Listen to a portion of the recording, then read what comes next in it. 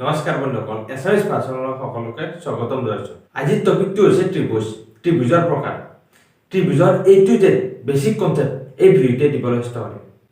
ভিডিঅ'টো সম্পূৰ্ণকৈ চাবা, সকলোখিনি সুন্দৰভাৱে বুজি পাবা। এতিয়া আমি প্ৰথমতে চাম ত্ৰিভুজ মানে কি। ত্ৰিভুজ মানে হৈছে যে তিনিডাল বাহুৰে আগুৰা বন্ধ চিত্ৰক ত্ৰিভুজ বোলে। মানে তিনিডাল বাহুৰে আগুৰা বন্ধ চিত্ৰটোক কি বোলে? ত্ৰিভুজ বোলে। এতিয়া আমি যোন চাও যে এ বি সি এইটো এটা ত্ৰিভুজ। ইয়াৰে বাহু তিনিডাল এ বি, এডাল বাহু বি সি, এডাল বাহু এ সি এ বা এ সি, এই তিনিডাল বাহু। এই তিনিটা বাহু কি কৰিছে? এটা বন্ধ চিত্ৰ তৈয়াৰ কৰিছে। এইটো কি বোলে? ত্ৰিভুজ বোলে। এই ত্ৰিভুজটোৰ কেইটামান জানিবলগীয়া কথা আছে যে এই ত্ৰিভুজটোৰ এ বি বি সি আৰু সি এ এই তিনিডাল কি বাহু? এই এ বি বি সি সি এ মই ইয়াত লিখি দিছো পইণ্ট কৰি যে এ বি বি সি সি এ এই তিনিটা কি বাহু। আৰু যেন আমি চাও এইটো এ বি সি এই তিনিটা ত্ৰিভুজটোৰ এই তিনিটা কি পুৰা শীৰ্ষত আছে তিনিটা, মানে কি হ'ব? শীৰ্ষবিন্দু। ত্ৰিভুজটোৰ এই তিনিটা কি বুলি কওঁ? আমি শীৰ্ষবিন্দু বুলি কম। নেক্সট যোন চাও আমি angle A, angle B, angle C এই তিনিটা কি ত্ৰিভুজটোৰ angle A, angle B, angle C এই তিনিটা কি ত্ৰিভুজটোৰ শীৰ্ষকোণ, মানে শীৰ্ষকোণ। আমি আগৰ ভিডিঅ'তে পাইছো যে দুডাল বিন্দুৰ যদি আদি বিন্দু একেটা হয় তেনেহলে কি হয়? আদি বিন্দুটোৰ বাহুটোৰে এটা কোণ গঠন কৰে। ঠিক তেনেদৰে এই দুডাল বাহুৱে এইডাল আৰু এইডাল বাহুৱে এই বিন্দুটোৰ এটা কি কৰিছে? কোণ গঠন কৰিছে না? মানে এইটো কি হ'ব? এংগল এ কোণ হ'ব। এইডাল দিয়াৰ লগে এই কোণ চিনডাল দিয়াৰ লগে আমি কি গম পাম যে এইটো এটা কোণ। এই ত্ৰিভুজটোৱে তিনিটা কোণ গঠন কৰিছে। এইটো এটা কোণ, এইটো এটা কোণ গঠন কৰিছে আৰু এইটো এটা কোণ গঠন কৰিছে। সেইকাৰণে angle A, angle B, angle C কি ত্ৰিভুজৰ তিনিটা শীৰ্ষকোণ। আমি যোন চাও এই এংগল এ কোণটোৰ বিপৰীত বাহু কোনটো হ'ব? হয়তো বি সি হ'ব। ইয়াত লিখি দিছো মই যে এংগল এ বিপৰীত বাহু বি সি। যদি আমি বি এৰ কোণটোৰ বিপৰীত বাহু চাও কি হ'ব? A C. যে বি এৰ বিপৰীত বাহু কি হ'ব? A C. আমি যেন সি কোণটোৰ বিপৰীত বাহু চাও কি হ'ব? এইটো হ'ব কি হ'ব? A B. ইয়াত মই পইণ্ট কৰি লিখি দিছো ধুনীয়াকৈ যে এ বি বি সি সি এ তিনিটা কি ত্ৰিভুজৰ বাহু। এ বি সি এইকেইটা কি যদি ডাইৰেক্ট এ বি সি হয় তেনেহলে কি ত্ৰিভুজৰ তিনিটা শীৰ্ষবিন্দু। আৰু যদি এংগল এ কলে আমি গম পাম যে এডাল চিন থাকিলে গম পাম এই কিন্তু কি কোণ। Angle A, angle B, angle C এই তিনিটা কি ত্ৰিভুজৰ শীৰ্ষকোণ। আৰু এংগল এৰ বিপৰীত বাহু কি? বি সি। এংগল বি এৰ বিপৰীত বাহু কি? A C. আৰু এংগল সি এৰ বিপৰীত বাহু কি হ'ব? A B. এইটো জনাটো প্ৰয়োজন নাই, কাৰণ পিছলৈকে বস্তুবোৰ বুজি পোৱাত সহজ হয়। এতিয়া আমি চাম ত্ৰিভুজৰ প্ৰকাৰ। ত্ৰিভুজ কেই প্ৰকাৰৰ আৰু কি কি? ত্ৰিভুজ সাধাৰণতে 6 প্ৰকাৰৰ। 1 নম্বৰ বাহু যোগ হিচাপে 3 প্ৰকাৰৰ আৰু কোণ হিচাপে 3 প্ৰকাৰৰ। মানে কি ত্ৰিভুজ 6 প্ৰকাৰৰ। 3 প্ৰকাৰ হ'ল যে বাহুৰ যোগ হিচাপে 3 প্ৰকাৰৰ আৰু কোণ হিচাপে 3 প্ৰকাৰৰ। এই 3 প্ৰকাৰ লগ লাগি সাধাৰণতে ত্ৰিভুজ 6 প্ৰকাৰৰ। যদি আমি চাও বাহুৰ যোগ হিচাপে ত্ৰিভুজৰ প্ৰকাৰ, যে 1 নম্বৰ কি আছে? সমবাহু ত্ৰিভুজ। 2 নম্বৰ হ'ব সমদ্বিবাহু ত্ৰিভুজ আৰু 3 নম্বৰ হ'ব বিষমবাহু ত্ৰিভুজ। এইবোৰ কাক বোলে, কেনেকুৱা ধৰণৰ হয়, এই সকলোবোৰ আমি নেক্সট ডিসকাশন কৰি আছো। যে কোণ হিচাপে 3 প্ৰকাৰৰ। যে প্ৰথমটো হৈছে সূক্ষ্মকোণী ত্ৰিভুজ, 2 নম্বৰটো হৈছে সমকোণী ত্ৰিভুজ আৰু 3 নম্বৰটো হৈছে স্থূলকোণী ত্ৰিভুজ। এতিয়া আমি গম পালো যে ত্ৰিভুজৰ প্ৰকাৰ বাহু যোগ হিচাপে 3 প্ৰকাৰ আৰু কোণ হিচাপে 3 প্ৰকাৰৰ। আমি চাও বাহু যোগ হিচাপে কি আছিল, কি ত্ৰিভুজ পালো? সমবাহু ত্ৰিভুজ, সমদ্বিবাহু ত্ৰিভুজ আৰু বিষমবাহু ত্ৰিভুজ। যদি আমি চাব যাও কোণ হিচাপে কেই প্ৰকাৰ? 3 প্ৰকাৰ। কি আছিল? প্ৰথমটো সূক্ষ্মকোণী ত্ৰিভুজ, 2 নম্বৰটো সমকোণী ত্ৰিভুজ, 3 নম্বৰটো স্থূলকোণী ত্ৰিভুজ। এতিয়া আমি চাম এইবোৰ কাক বোলে, কেনেকুৱা ধৰণৰ এইবোৰ ত্ৰিভুজ হয়। বিষমবাহু ত্ৰিভুজ, সূক্ষ্মকোণী ত্ৰিভুজ, স্থূলকোণী ত্ৰিভুজ এইবোৰ কেনেকুৱা হয়, এতিয়া আমি সেই বিষয়ে ডিসকাশন কৰিম। ভিডিও সম্পূৰ্ণকৈ চাবা, ত্ৰিভুজৰ গোটেইখিনি সুন্দৰভাৱে বুজি পোৱা, যাতে ইয়াৰ পিছত আৰু বেলেগ ভিডিও চাব লগা নহয়। এতিয়া আমি পালো ত্ৰিভুজৰ প্ৰকাৰ। এতিয়া আমি চাম সেই প্ৰকাৰৰ ত্ৰিভুজটো কেনেকুৱা হয়, কাক বোলে, সেই বিষয়ে এতিয়া আমি চাম। যে প্ৰথমটো কি হৈছে? বাহু যোগ হিচাপে ত্ৰিভুজ কেই প্ৰকাৰ আছিল? 3 প্ৰকাৰ আছিল। কি সমবাহু ত্ৰিভুজ, সমদ্বিবাহু ত্ৰিভুজ আৰু বিষমবাহু ত্ৰিভুজ। এতিয়া এইবোৰ কেনেকুৱা ধৰণৰ হয় যে সমবাহু ত্ৰিভুজ মানে কি যি ত্ৰিভুজৰ তিনিটা বাহুৰ মাপ সমান এনে ত্ৰিভুজক সমবাহু ত্ৰিভুজ বোলে। মানে যি ত্ৰিভুজৰ তিনিটা বাহুৰ যোগ সমান তাক কি বোলে সমবাহু ত্ৰিভুজ বুলি কোৱা হয়।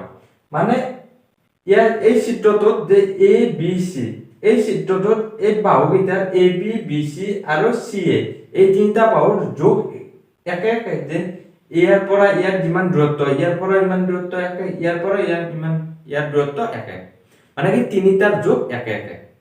এতিয়া আমি এইটো কেনেকৈ মনত ৰাখিম যে আমি নামটোৰ পৰা গম পাওঁ যে ত্ৰিভুজটো কেনেকুৱা ধৰণৰ হয় যে সমবাহু ত্ৰিভুজ সম মানে কি সমান বাহু মানে সমান বাহু যি ত্ৰিভুজৰ তিনিটা বাহু সমান তাক কি বোলে সমবাহু ত্ৰিভুজ বুলি কয়। এনেকুৱা আমি মনত ৰাখিলে কেতিয়াও পাহৰি যোৱা নাযায়। এই ত্ৰিভুজটোত আমি চাওঁ যে এ বি সমান বি চি সমান চি এ মানে তিনিটা বাহু সমান। নেক্সট চাম যে বাহু যোগ হিচাপে নেক্সট প্ৰকাৰ আছে সমদ্বিবাহু ত্ৰিভুজ। এতিয়া সমদ্বিবাহু ত্ৰিভুজ মানে কি যে যি ত্ৰিভুজৰ দুটা বাহুৰ যোগ সমান তেনে ত্ৰিভুজক সমদ্বিবাহু ত্ৰিভুজ বোলে। মানে কি যি ত্ৰিভুজৰ দুটা বাহুৰ যোগ সমান তেনে ত্ৰিভুজক কি বুলি কয় সমদ্বিবাহু ত্ৰিভুজ বুলি কোৱা হয়। এই চিত্ৰটো লক্ষ্য কৰিলে যে এ বি চি এই চিত্ৰটোৰ এ বি আৰু এ চি মানে এই দুটাৰ বাহুডালৰ যোগ সমান কিন্তু বি চি এই যোগটো কি সমান হয় নেকি সমান নহয়। মানে আমি ইয়াত কি লিখিব পাৰো এ বি সমান এ চি কিন্তু দাহনত সমান নহয় কিমান বি চি মানে বাহুটা সমান নহয়। মই ইয়াত লিখিছো যে এ বি আৰু এ চি সমান কিন্তু বি চি টো সমান নহয়।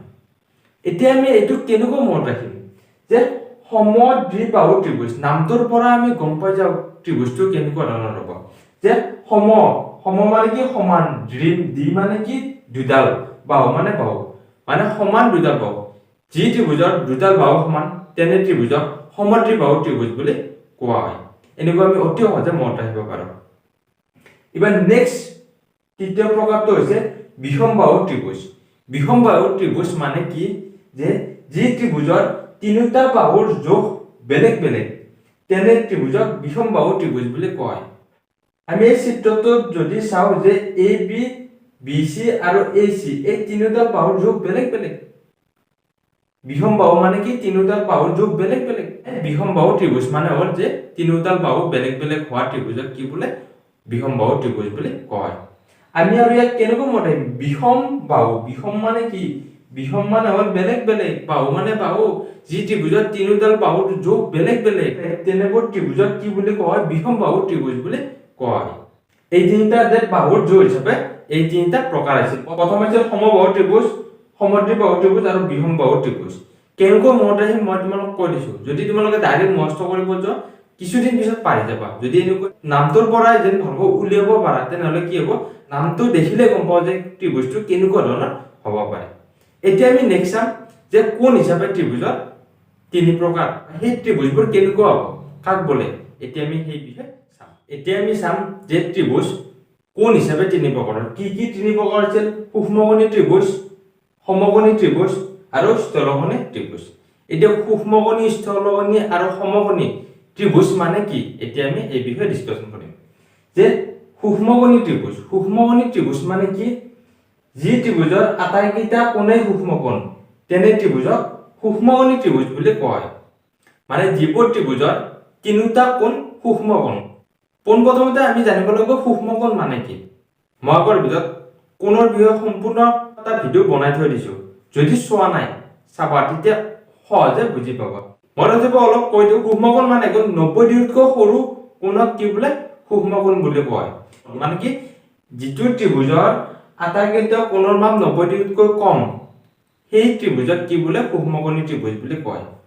যদি আমি এই ত্ৰিভুজটো চাওঁ এই ত্ৰিভুজটোৰ এ বি চি এই ত্ৰিভুজটোৰ কোণ এই কোণৰ মাপ 60 ডিগ্ৰী বি কোণৰ মাপ 70 ডিগ্ৰী আৰু চি কোণৰ মাপ 50 ডিগ্ৰী মানে তিনিটা কোণৰ মাপ 90 ডিগ্ৰীতকৈ সৰু এই ত্ৰিভুজটোক কি ত্ৰিভুজ বুলি কয় সূক্ষ্মকোণী ত্ৰিভুজ।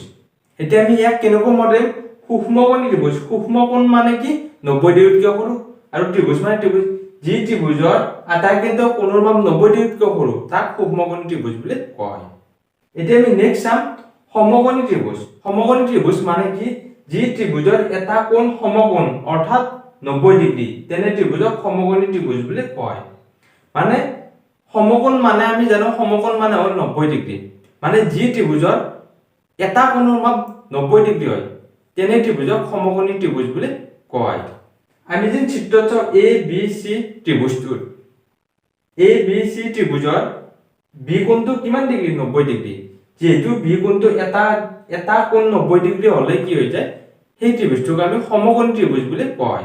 এই ত্ৰিভুজটোৰ আৰু দুটা ইম্পৰ্টেন্ট কথা জানিব লাগিব যে সমকোণী ত্ৰিভুজৰ এটা কোণ 90 ডিগ্ৰী হলে বাকি দুটা কোণৰ যোগফল 90 ডিগ্ৰী হ'ব লাগিব। কাৰণ আমি জানো যে এটা ত্ৰিভুজৰ তিনিটা কোণৰ যোগফল বা সমষ্টি কিমান ডিগ্ৰী? 180 ডিগ্ৰী।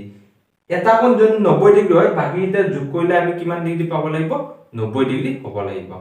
নেক্সট কথাটো হ'ল যে এটা সমকোণী ত্ৰিভুজৰ এটা কোণ 90 ডিগ্ৰী হলে বাকি দুটা কোণ কি হ'ব লাগিব? সূক্ষ্মকোণ হ'ব লাগিব, মানে 90 ডিগ্ৰীতকৈ সৰু হ'ব লাগিব। এতিয়া আমি নেক্সট ত্ৰিভুজটো চাম যে স্থূলকোণী ত্ৰিভুজ। স্থূলকোণী ত্ৰিভুজ মানে কি? যে যি ত্ৰিভুজৰ এটা কোণ স্থূলকোণ তেনে ত্ৰিভুজক স্থূলকোণী ত্ৰিভুজ বুলি কয়। এতিয়া স্থূলকোণ মানে কি আমি জানিব লাগিব। স্থূলকোণ মানে হ'ল যে যি ত্ৰিভুজৰ কোনো মান 90 ডিগ্ৰীতকৈ ডাঙৰ কিন্তু 180 ডিগ্ৰীতকৈ সৰু তাক বোলে স্থূলকোণ বোলে। এতিয়া স্থূলকোণী ত্ৰিভুজ মানে কি? যি ত্ৰিভুজৰ এটা কোণ স্থূলকোণ মানে কি 90 ডিগ্ৰীতকৈ ডাঙৰ 180 ডিগ্ৰীতকৈ সৰু এটা কোণ, সেই ত্ৰিভুজক স্থূলকোণী ত্ৰিভুজ বুলি কয়। মই আগতে শিকাইছো কোণৰ বিষয়, যদি চোৱা নাই ভিডিওটো চাই ল'বা তেতিয়াহ'লে এইবোৰ বুজি পোৱাত সহজ হ'ব। এতিয়া যদি আমি ত্ৰিভুজটো চাওঁ যে এ বি সি ত্ৰিভুজৰ বি কোণটো কি 130 ডিগ্ৰী মানে কি 90 ডিগ্ৰীতকৈ ডাঙৰ, সেইকাৰণে এই ত্ৰিভুজটো কি ত্ৰিভুজ বুলি কয়? স্থূলকোণী ত্ৰিভুজ বুলি কয়। স্থূলকোণী ত্ৰিভুজটোৰ আমি দুটা কথা জানিব লাগিব যে স্থূলকোণী ত্ৰিভুজৰ এটা কোণে স্থূলকোণ থাকিব পাৰে, মানে কি এই স্থূলকোণী ত্ৰিভুজটোৰ এটা স্থূলকোণ থাকিব পাৰে আৰু বেলেগ আৰু স্থূলকোণ থাকিব নোৱাৰে। যদি আমি আৰু এটা স্থূলকোণ দিওঁ কি হ'ব? 180 ডিগ্ৰীতকৈ ডাঙৰ হৈ যাব যদি তিনিটা কোণ যোগ কৰোঁ, কাৰণ এটা ত্ৰিভুজত তিনিটা কোণৰ মান 180 ডিগ্ৰীতকৈ ডাঙৰ হ'ব নোৱাৰে, সেইকাৰণে এটা ত্ৰিভুজত এটাই স্থূলকোণ থাকিব পাৰে। 2 নম্বৰ পইণ্টটো হৈছে যে এটা ত্ৰিভুজৰ এটা কোণ স্থূলকোণ হ'লে বাকি দুটা কোণ সদায় সূক্ষ্মকোণ হ'ব লাগিব, 90 ডিগ্ৰীতকৈ সৰু হ'ব লাগিব। এইখিনি আছিল ত্ৰিভুজৰ মেইন বেছিক কনচেপ্টখিনি। যদি যেমিতি সহজ পাব যাওঁ, যদি যেমিতি ভাল পাব যাওঁ, তেনেহ'লে এই বেছিক কনচেপ্টবোৰ মস্ত থাকিব লাগিব। সেইকাৰণে ভিডিওটো বাৰ বাৰ চাবা যাতে এইবোৰ মস্ত হৈ যায়। আৰু মই যিবোৰ টেকনিক কৈছোঁ সেই টেকনিকৰ সহায়ত মস্ত কৰিবা, যে সেইবোৰ টেকনিকৰ দ্বাৰা মস্ত হয় নে নহয় কমেণ্ট কৰি জনাবা। আৰু যদি কিবা বুজি পোৱা নাই সুধিব লগা থাকে তেনেহ'লে কমেণ্টত সুধিব পাৰা। যদি ভিডিও ভাল লাগিছে শ্বেয়াৰ কৰিবা, বেলেগেও যাতে এইবোৰ জানিব পাৰে। আৰু চেনেলটো ছাবস্ক্ৰাইব কৰিবলৈ কৰিবা। ধন্যবাদ।